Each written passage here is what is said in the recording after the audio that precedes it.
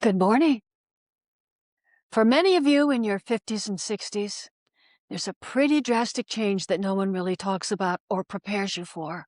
On paper, this should be a good time in your life, right? Less responsibility, more freedom, and fewer people depending on you. But what no one told you is how unsettling this change can feel. But today I'm going to tell you exactly what that change is and how to cope with it. Maybe you've already noticed this change. The phone doesn't ring as much anymore. Your calendar has empty spaces.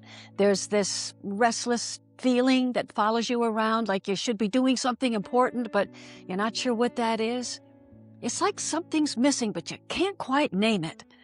Sometimes the days can feel a little empty, and underneath it all is this quiet worry. What am I supposed to be doing now at this second half of my life? And what makes this so confusing is that there's nothing obviously wrong. You're not in crisis. Your life isn't falling apart. In fact, by most standards, things are going pretty well. So you keep going. You fill the time, you stay busy enough. But the feeling doesn't really go away. It shows up most when the day is wide open and when no one is asking anything of you. And that's when that darn question comes back again. What am I supposed to be doing now? So what's really happening is this. The way you've always been needed in life has changed. Because for decades, being needed wasn't optional. Being needed was a requirement. Your kids needed you. Your work needed you. Maybe your aging parents needed you. So you woke up most days knowing what was expected of you. People depended on you.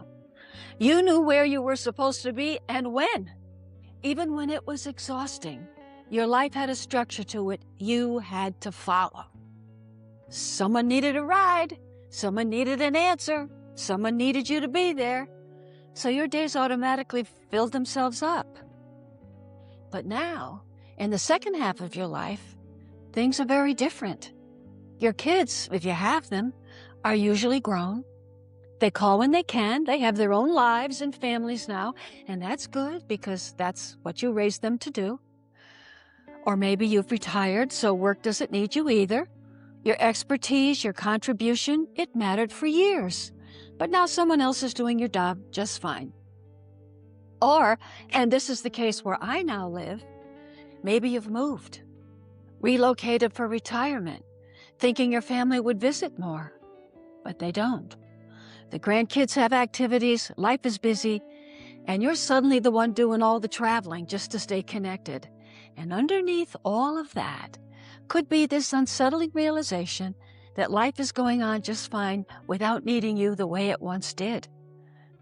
So when being needed goes away later in life, yes, you can definitely feel a sense of relief and a sense of freedom from responsibilities. Yay!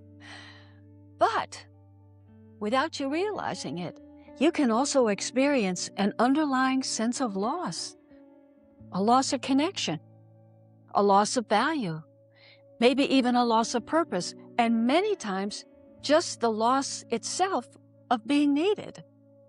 And if that feels sad in you, that's okay because, hey, you were deeply connected to that life you once lived. Now, here's what I want you to know because it really can completely change how you see this transition and why it feels so hard. Because when being needed goes away, you may wonder in the back of your mind, do I still matter as much if no one really needs me? And you're asking that because for so long, other people's need for you was proof that you mattered. And if you've asked yourself that question, like most people do, you're not alone. But here's the deeper question, the one that actually matters. Do I still matter to myself if no one needs me like they used to? And the reason I say this is because your entire adult life has taught you that your value and your worth comes from what you do for others. So when that evidence disappears, sometimes it can feel like your worth disappeared with it. But here's what I've learned after 40 years of working with people in this exact situation. You are still needed, but this time you're needed by you. This is when life says, It's time to find your value that doesn't depend on being needed anymore. It's time to discover your worth just by being yourself and realizing that your worth isn't measured by how many people depend on you.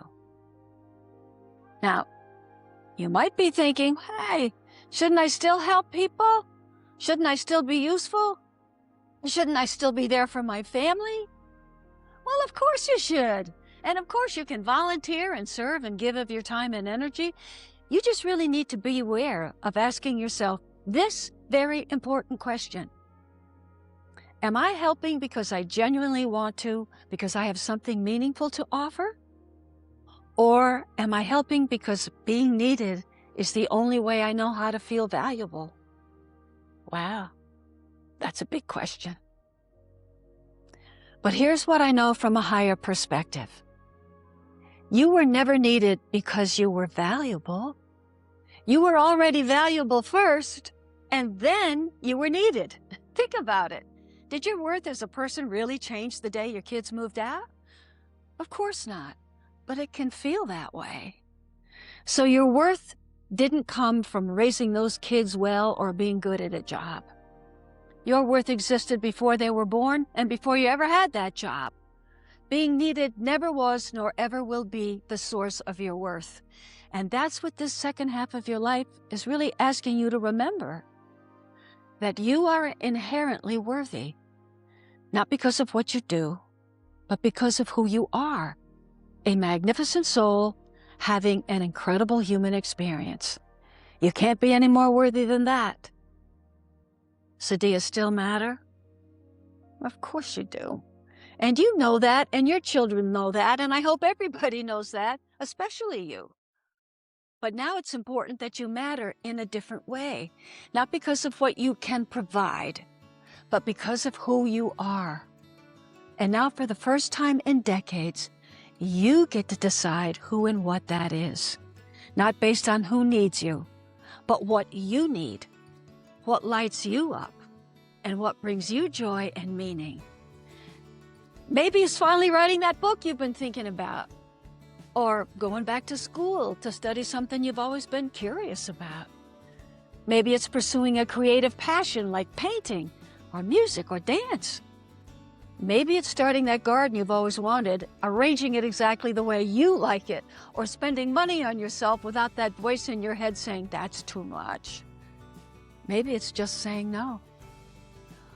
Or maybe it's as simple as sleeping in when you feel like it, or eating whatever you want for dinner.